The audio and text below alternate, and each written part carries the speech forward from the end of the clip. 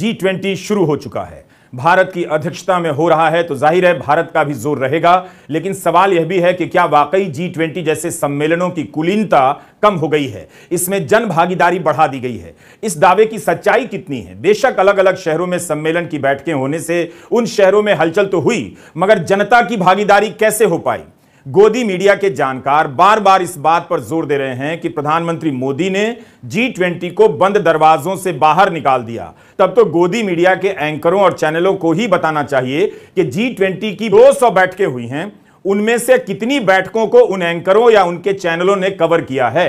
प्रगति मैदान में international media centre बना है, कितना खर्च किया गया है और सुंदर बनाया गया है ताकि भारत और दुनिया भर के पत्रकार इसका लाभ उठाएं और G20 कवर करें।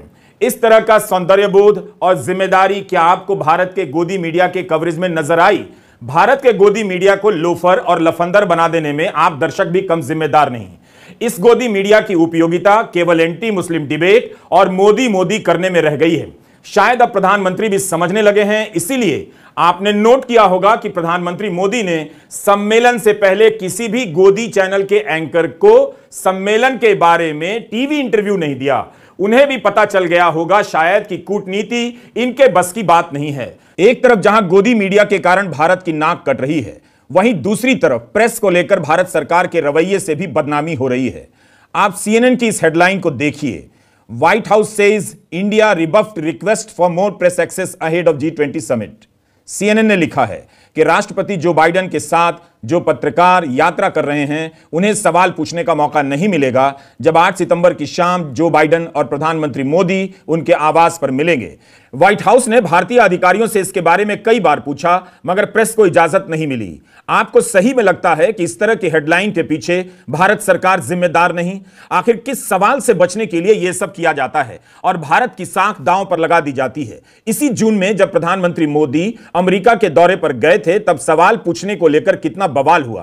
क्या यह शर्म की बात नहीं कि व्हाइट हाउस के प्रेस सचिव ने यह कहा है कि अगर भारत में बाइडेन प्रेस कॉन्फ्रेंस करते तो अकेले करते, जो अजीब लगता। इसलिए अब वे वियतनाम में प्रेस कॉन्फ्रेंस करेंगे क्योंकि वहां प्रेस कॉन्फ्रेंस करना आसान होगा।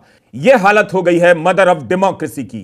तृणमूल कांग्रेस के प्रवक्ता साकेत गोखले ने ट्वीट किया है कि जर्मनी ने जब G20 किया था तब मात्र 641 करोड़ रुपए ही खर्च किए गए थे। इंडियन एक्सप्रेस में छपा है कि अकेले दिल्ली में 4000 करोड़ रुपए खर्च हुए हैं। प्रगति मैदान के विकास पर 2700 करोड़ रुपए खर्च हुए हैं। इकोनॉमिक टाइम्स ने तो 3000 करोड़ रुपया लिखा है। विदेश राज्य मंत्री मीनाक्षी लेखी ने कहा है कि G20 समिट में मेहमानों को मोबाइल फोन दिया जाएगा जिसमें कुछ पैसे भी होंगे जिसके जरिए वो शॉपिंग कर सकेंगे ताकि मोबाइल फोन बैंकिंग का अनुभव कर पाएं। इसके लिए अलग से 24 भाषाओं की ऐप डिजाइन की गई है। इसका कुल बजट कितना है पता नहीं। यही नहीं, दिल्ली सहित 7 शहरों के आयोजन पे जो पैसा खर्च हुआ उसके बारे में सरकार को बताना चाहिए। पता तो चले कि कितना पैसा खर्च हुआ है। आप सोचिए, इतना पैसा खर्च किया गया और खबरें क्या आ रही हैं कि राष्ट्रपति भवन में मेहमानों के स्वागत में रात्रि भोज का आयोजन हो रहा है। उसके लिए 80 साल के वरिष्ठ नेता, राज्यसभा में कांग्रेस के नेता, कांग्रेस अध्यक्ष मल्लिकार्जुन खड़गे को नहीं बुलाया गया है। यह है इनकी सदाशयता, मेजबानी। और आप आज के इंडियन एक्सप्रेस में मनमोहन सिंह का इंटरव्यू पढ़ लीजिए तो उनकी सदाशयता का अंदाजा मिल जाएगा। No, what's contrary about it? I mean, they've decided not to invite the leader of the opposition.